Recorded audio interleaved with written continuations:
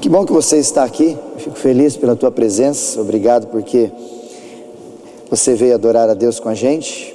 Isso é um privilégio muito grande para nós. Espero que você tenha tido já uma manhã abençoada, abençoadora.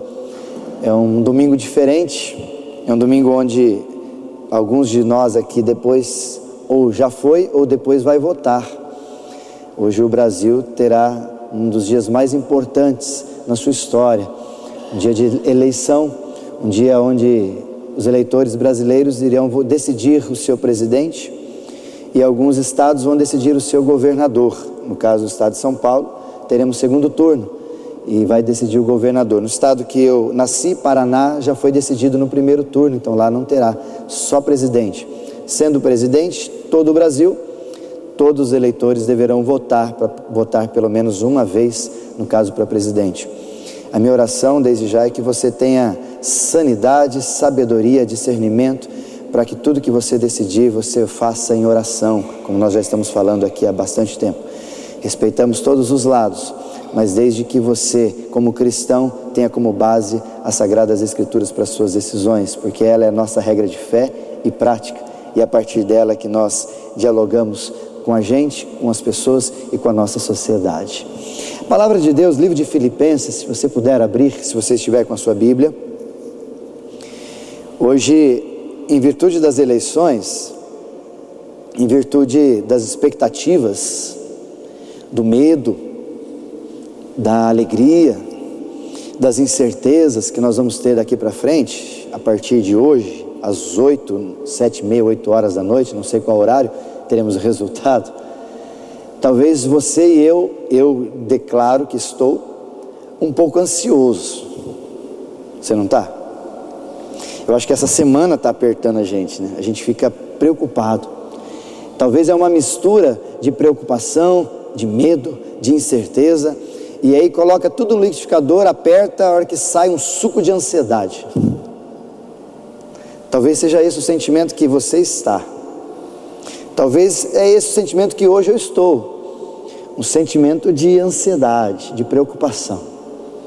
E não só estou por hoje, em virtude das eleições, mas é possível que também, caminhando junto com as eleições, com essas decisões no nosso país, talvez você esteja preocupado ou ansioso também em virtude das situações do seu trabalho.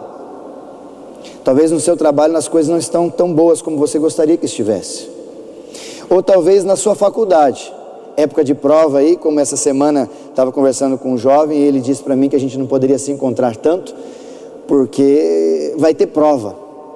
Talvez esse momento também esteja sendo parte da sua vida e você está preocupado e ansioso, desesperado, porque você precisa tirar nota, estamos chegando no final do ano. Ou talvez nos seus relacionamentos, na sua família, ou talvez nos seus sonhos, enfim, todas essas ações que rodeiam a nossa caminhada, talvez de certa forma elas são gatilhos que acionam a minha e a sua ansiedade, onde ao ser acionado por aquele momento ou por aquela situação, inclusive espiritual, emocional e até mesmo física, uma enfermidade, eu fico preocupado. Por exemplo, essa semana, às 7 horas da manhã, eu tive uma consulta em relação ao meu pé, que ainda estou dando umas mancadas, né? Por causa de futebol, craque é assim, vocês sabem que o pastor de vocês joga futebol, é craque, né? Não foi escalado para a Copa do Mundo por algumas outras situações pessoais, mas é craque. E como um bom craque tem lesões. E eu fiz uma ressonância e demorou uns dias para levar para o médico, e terça-feira agora eu fui levar. E o médico disse para mim assim, ele falou, Isaías, você vai ter que tratar isso aí com um pouco mais de calma, paciência, porque essa sua lesão que você teve perto do osso ali é uma lesão não só de ligamento, tá? Uma lesão mais profunda, e se alguns dias, 40 dias a partir de hoje, você não tiver melhoras em dor, nós vamos ter que fazer cirurgia. Aí eu olhei para ele assim, meu olho ficou assim apavorado, começava a mexer assim, ele olhou para mim e ele falou assim, eu sinto em te dizer, mas você não será mais craque como você era antigamente. Ao reconhecimento das pessoas, entende? Mas ele disse para mim, você não vai jogar mais bola como você jogava. Gente, aquilo me entristeceu o coração, porque eu gosto demais de jogar bola. E faz mais de 40, 50 dias que eu não jogo mais, por causa do pé. Então são essas informações às vezes que deixam a gente chateado, né? Preocupado e também ansioso, porque a gente, poxa, e agora como é que eu vou fazer? Gosto tanto de brincar, gosto tanto de sair com os amigos, gosto de jogar bola, gosto de me divertir nessa área, gosto de extravasar, desestressar, e agora? Mas ele disse para mim, depois que falou isso, acho que ele sentiu, o médico olhou para mim, viu que eu fiquei um pouco, né, cabisbaixo, desanimado. Ele olhou, mas você vai jogar, talvez nem tanto, mas não é tanto por causa da cirurgia ou algo que você tem que fazer, é por causa da sua idade, você está ficando velho. Ele quis dar aquela, né, retornada, né? E é verdade, não jogo mais como jogava quando tinha 20 anos de idade, né, Danilo? A gente não tem mais aquele vigor que a gente tinha antes, né, Danilo? A gente sabe disso, né? E esses gatilhos para ansiedade assistam a mim e a você a qualquer tempo e qualquer lugar. Não tem ninguém que está fora disso. Deixa eu te dar uns dados importantes. O Brasil é o primeiro lugar no ranking mundial em ansiedade, sabia disso? Brasil é o primeiro lugar. Segundo a Organização Mundial da Saúde, 1/3 da população do mundo sofre com ansiedade. Vou um pouco mais além. 1 em cada 8 crianças estão sofrendo com ansiedade. O que está para ver nessa realidade, então, é que parece que ninguém está salvo dessa loucura. Ninguém está salvo dessa correria. Ninguém está salvo desses gatilhos, porque criança vai ter ansiedade e preocupação à vista de quê? Não tem que pagar conta, final do mês não vem o lerite, com um monte de desconto, com vale que foi descontado, com imposto que foi retirado. A criança não tem esse problema. Mas de repente a gente olha para a situação e a gente percebe, e os especialistas dizem tão claramente isso, que a gente está vivendo esse surto, vamos dizer assim, alguns até chamam de o mal do século, essa correria, essa ansiedade, por causa do jeito que a gente está vivendo, por causa da correria que a gente se permite viver, ou por causa da correria que as realizações ao nosso redor exigem da gente. Por exemplo, no Brasil, o estado ou a cidade melhor, mais ansiosa, qual que você acha que é? São Paulo, que é uma correria. É mentira, Márcio, que vive lá o dia inteiro e vem para cá acalmar o coração. Essa correria, esse dia a dia vai tomando conta da gente, é correria para lá, acorda cedo desesperado, acorda que tem que fazer isso, a gente acorda um pouco atrasado, aí o celular nos ajuda a acordar aos poucos, né? É o soneca, você acorda, você aperta o botão, ele daqui a 5 minutos volta de novo. Aí você aperta o botão, daqui um pouquinho ele volta de novo. Ou seja, até o celular vive em correria para tentar fazer eu e você acordarmos.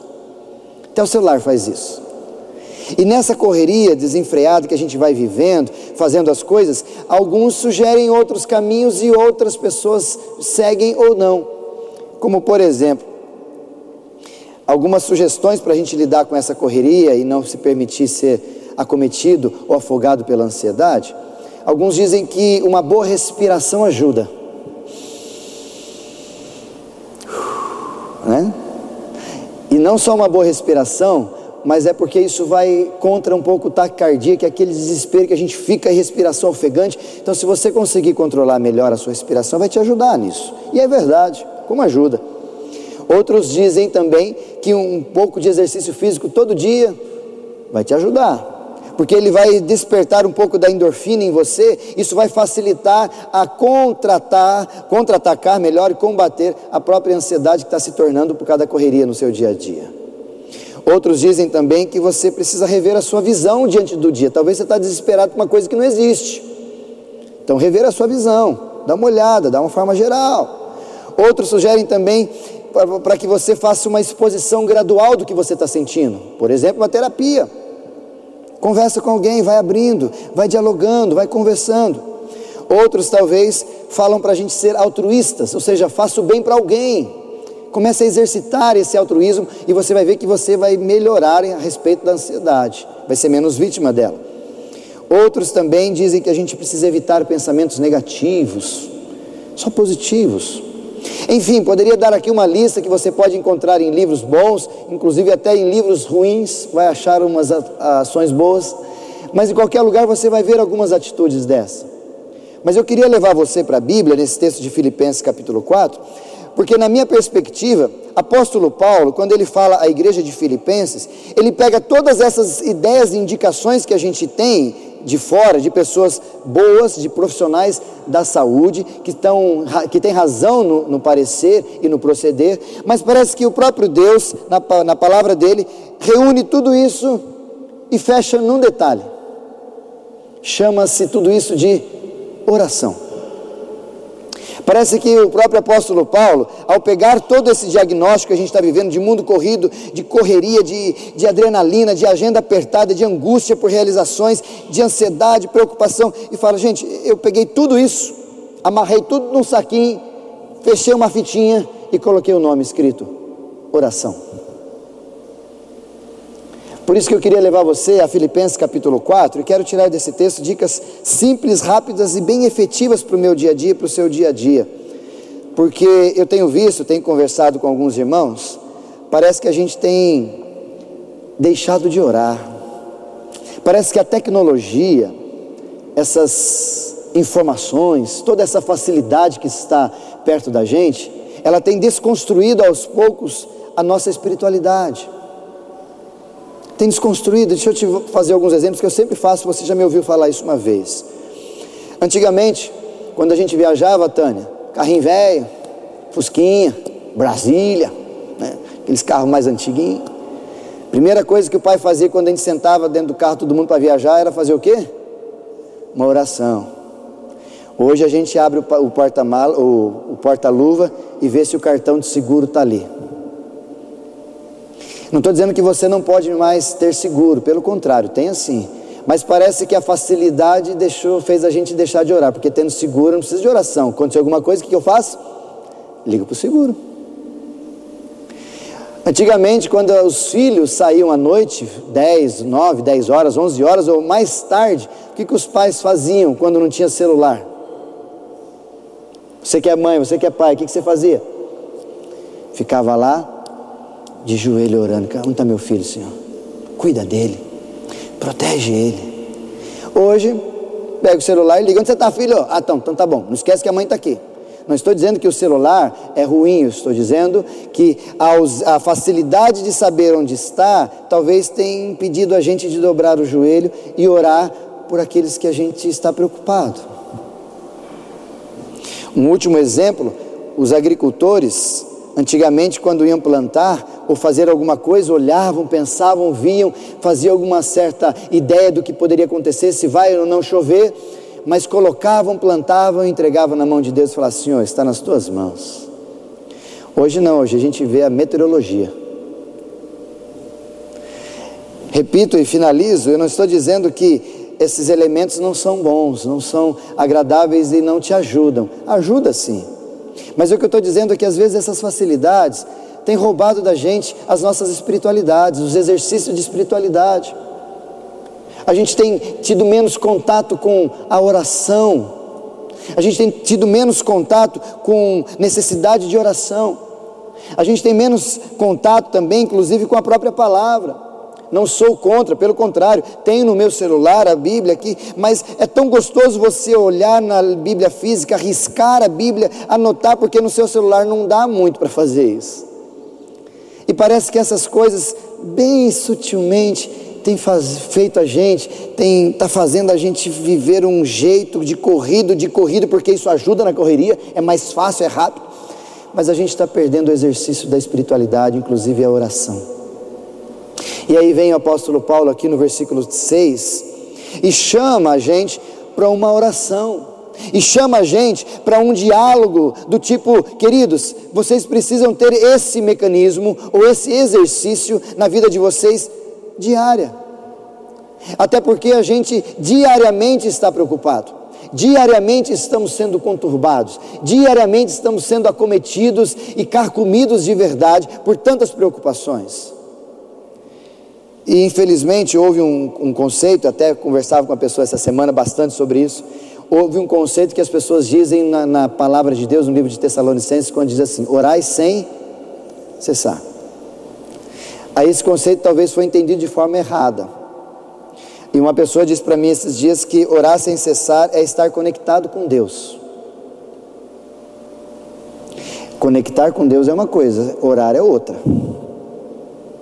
Se eu entender que orar sem cessar é estar conectado com Deus, aí eu tenho aquele argumento que essa pessoa me disse: ah não, eu estou o tempo todo orando, né?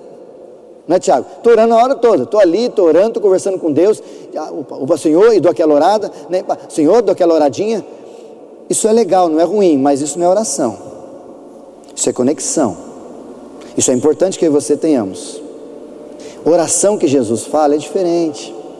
No livro de Lucas, a partir do capítulo 5 até o 22, pelo menos 6 vezes Jesus é retratado como alguém que sai do meio do povo a fim de orar. Então ele conectava-se com Deus, era natural, tinha conexão, você há de convir comigo, mas mesmo em conexão com o próprio Pai, ele tinha o seu momento de sair e de orar a sós, à noite, na madrugada, com outras pessoas, mas ele saía a fim de orar, em particular inclusive. Precisava Jesus orar, já que ele estava conectado com o Pai? Precisava, porque conexão é uma coisa e oração é outra.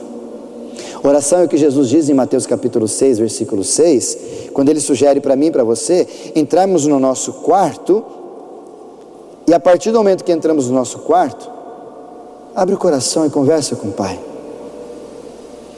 E o problema é esse: a gente conecta-se com Deus, achando que o papel da oração está sendo realizado, mas não está. E aí Paulo vem e diz assim, versículo 6, não andeis ansiosos por coisa alguma. Numa tradução, não fiquem preocupados com coisa alguma.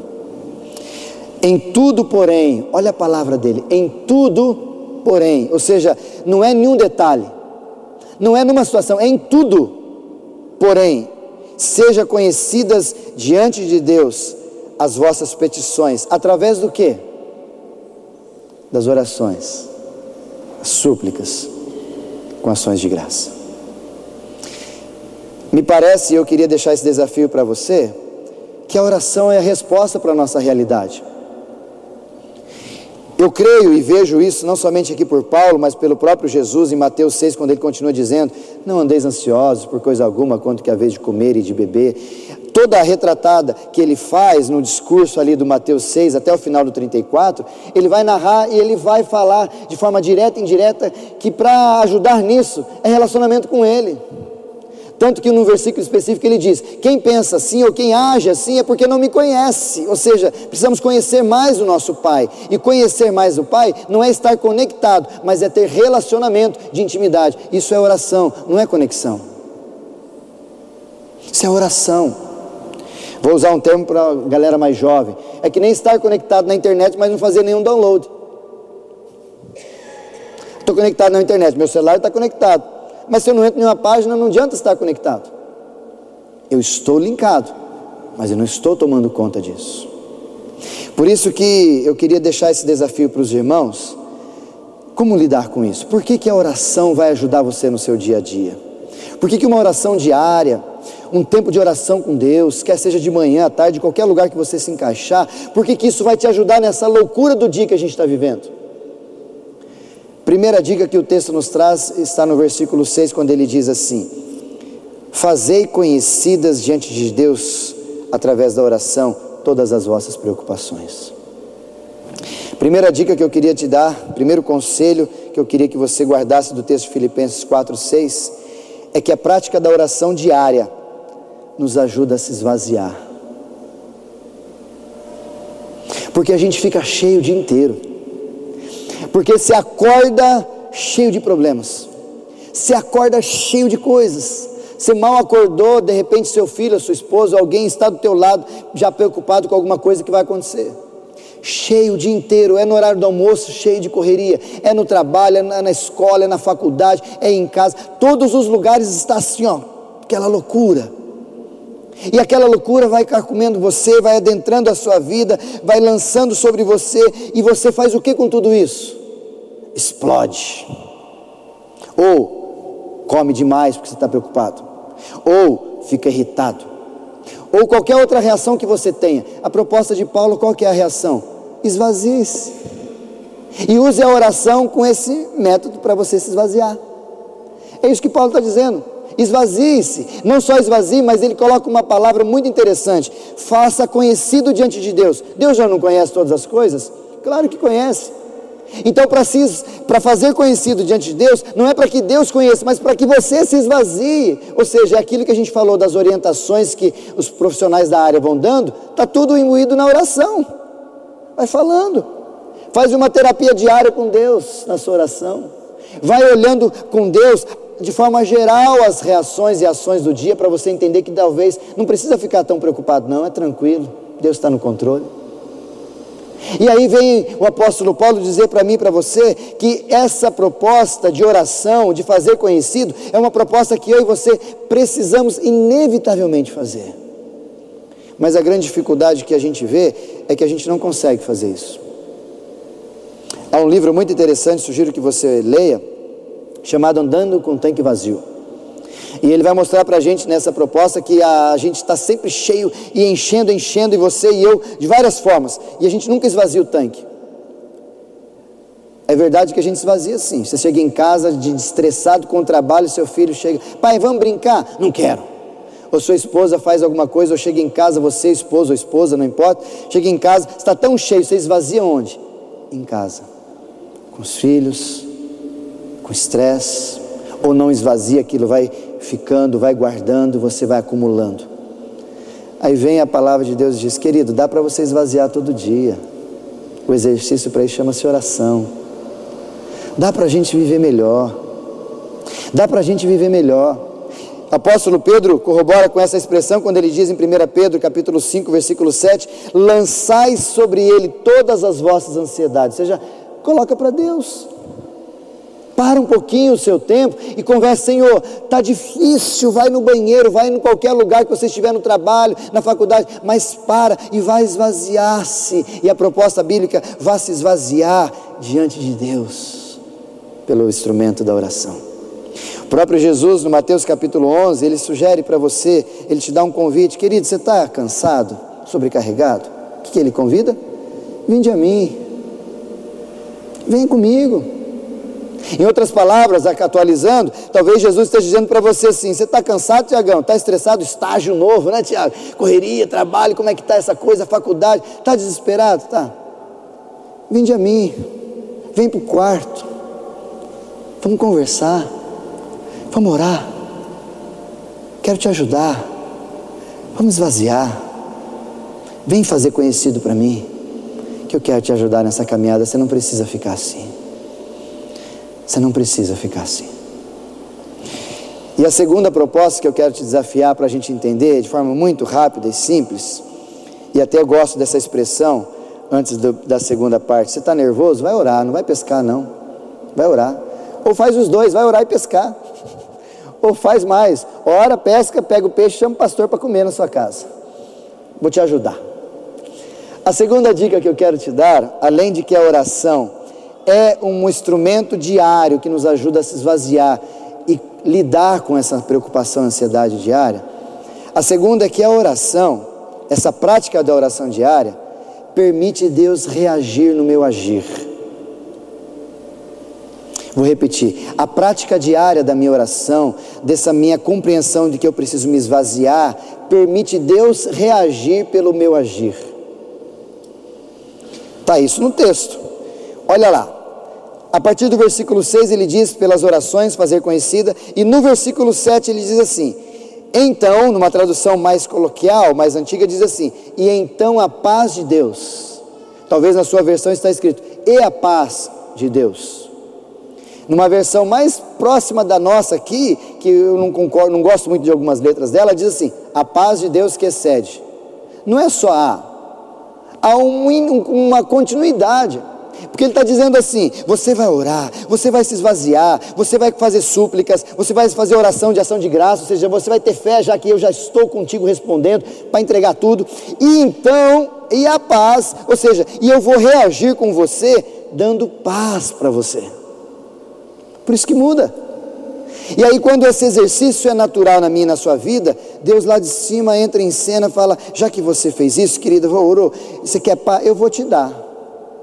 E é uma paz tão fora do normal que a própria palavra do texto diz, e a paz que excede a todo entendimento. Sabe o que é isso? É Deus dizendo para você que se você fizer esse exercício, a ação de Deus sobre a nossa vida vai ser algo da qual as pessoas não vão nem compreender, de forma prática. É você estando numa situação extremamente terrível para o mundo, difícil para a sociedade, e as pessoas vão olhar para você e perguntar, como é que você consegue ser assim numa hora dessa? Como é que você consegue ter uma paz dessa numa hora dessa? Você vai poder responder por dois caminhos. Primeiro, essa não é minha, é de Deus. E segundo, eu a tenho pelo meu exercício de oração. Viu como é que é simples? E essa paz é aquela ação da qual o dia inteiro está me tirando. É aquela paz da qual o dia inteiro está roubando, está arrancando de mim. A palavra no grego, ierenê, ela tem exatamente essa ausência de conturbação, essa ausência de preocupação. É um estado que adentra dentro de mim, e ao adentrar em mim, ela me retira, porque ela espelha aquelas coisas que não precisam estar aqui. É como água e óleo, se uma entra, a outra tem que, não dá para se misturar. E é isso que Deus quer fazer com você e comigo, a partir de um exercício de oração diário que eu faço, que você faz. Não é isso que você procura o dia inteiro, paz? Está na oração, está no encontro com o Pai. Mas ele não para só por aí. A segunda característica que a prática da oração diária permite Deus reagir sobre a minha vida é guardar, porque ele diz no versículo, a paz que excede a todo entendimento, e ele diz assim, o que vai acontecer? Qual o exercício dessa paz sobre mim? Guardará o meu coração, ou guardará o vosso coração e a vossa mente em Cristo Jesus. Mais uma vez, voltando para o original, essa palavra guardar, ela é prohel, que é uma palavra usada no âmbito militar, e não tem a ver com guardar de catar aqui assim, falar vou guardar isso aqui e colocar aqui. Não, não é isso guardar. A palavra proposta aqui é fazer guarda. É aquilo que você faz, Rafael, meu querido, quando o seu sargento lá diz para você, Rafael, hoje você vai ficar de guarda. Tadinho do Rafael, como sofre, né, Rafael? O que o Rafael tem que fazer quando chamado ficar de guarda? Pega o rifle dele, não sei o que você usa lá, né? Pega um pedaço de madeira, de pau para bater nos outros, né? Não sei o que você usa, mas ele fica lá na frente como é que chama? Oi. Da guarita, obrigado, Sheila. Pega a arminha dele e fica ali, guardando, protegendo, alerta, preocupado, atento. É essa a expressão do texto, dizendo que o próprio Deus, além de nos dar essa paz, a ação dele é guardar, é proteger a gente, não só o coração, mas o texto diz, a mente, para que você fique blindado diante dessa correria do dia a dia, para que essas as situações, essas preocupações não venham a cometer você mais do que seja necessário.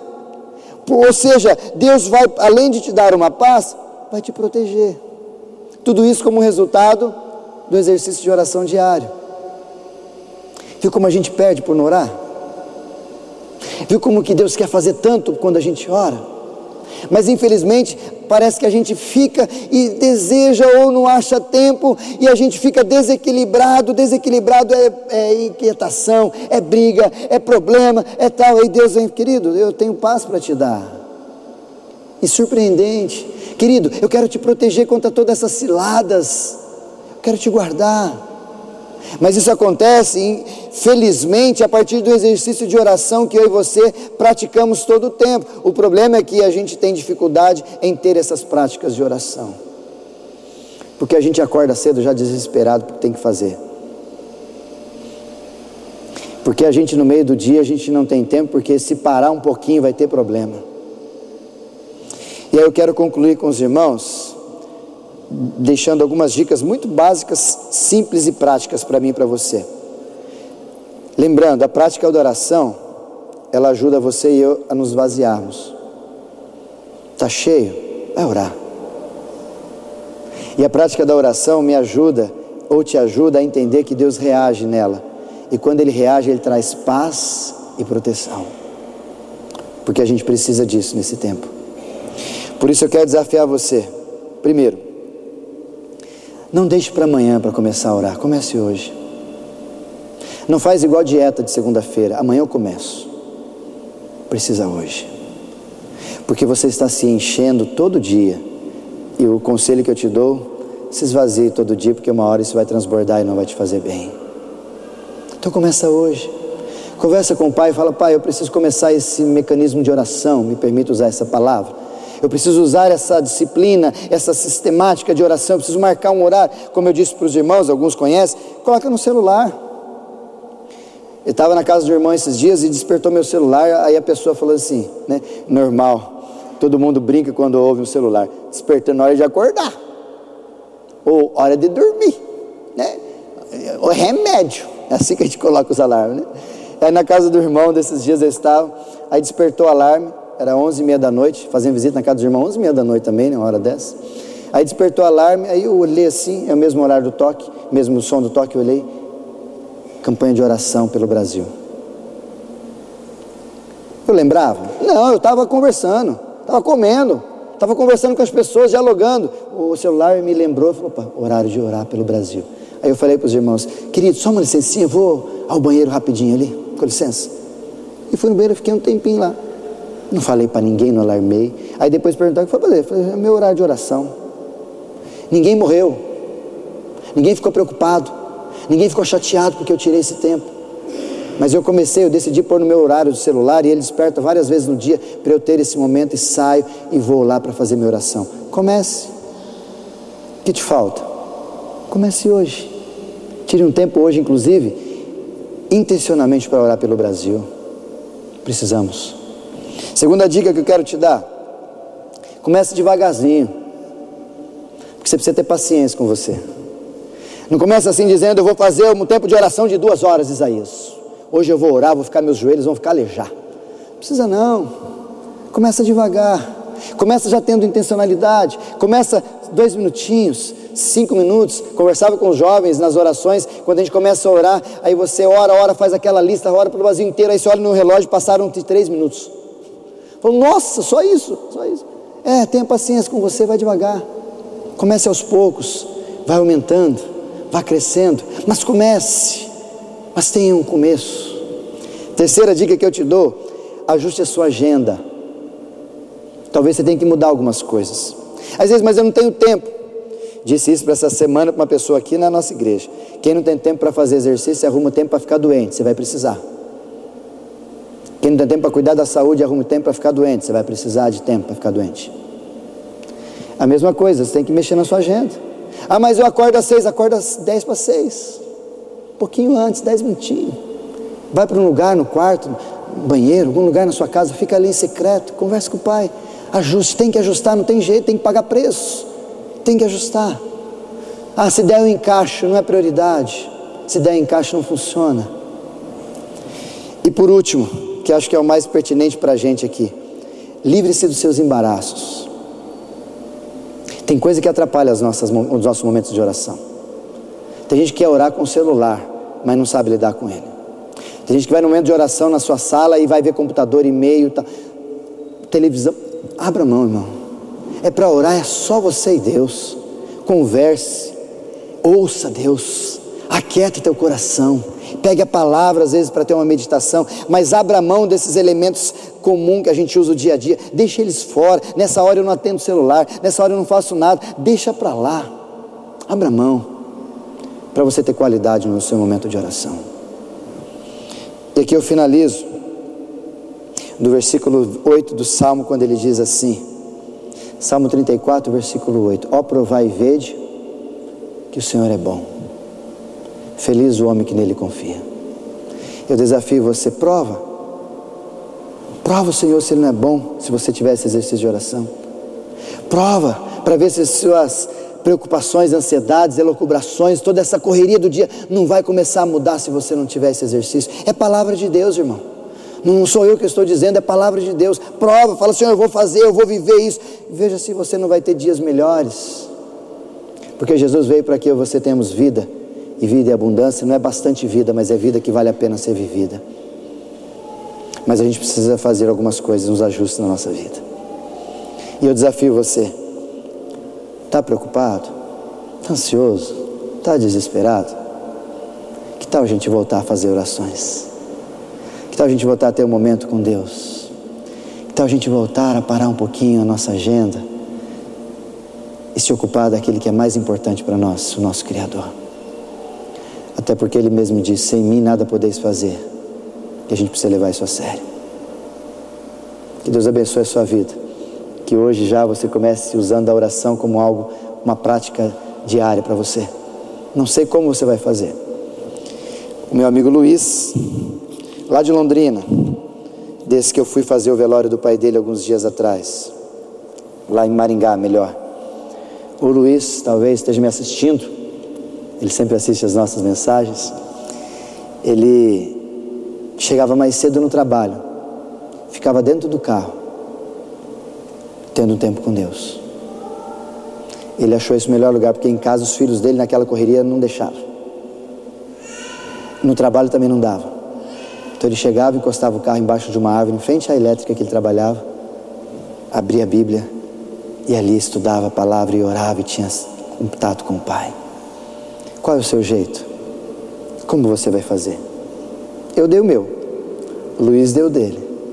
Qual vai ser o seu jeito? Não dá para ficar sem. A gente precisa ter a oração como exercício diário.